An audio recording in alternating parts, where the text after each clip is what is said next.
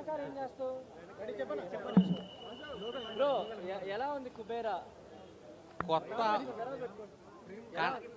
కండ పట్టిన కొత్త ఆవకాయలా ఉంది, అదిరిపోయింది. మంచి బ్లాక్ బస్టర్ పడింది చాలా రోజుల తర్వాత. థియేటర్ కూడా కలకలాడుతుంది, చాలా బాగుంది. ఎలా అనిపించింది నాగార్జున గారు ధనుష్ గారు ఈ కాంబినేషన్ అంతా? నేను హిట్ సూపర్ హిట్ కోసం వచ్చా. మంచి బ్లాక్ బస్టర్ ఉంది అసలు. డిఎస్పీ విజయం అదిరిపోయింది. శేఖర్ కమలా గారిని నేను చాలా తక్కువ అంచనా వేసా. సో నన్నే ఒంగోబెట్టాడు. నిజంగా అదిరిపోయింది సినిమా.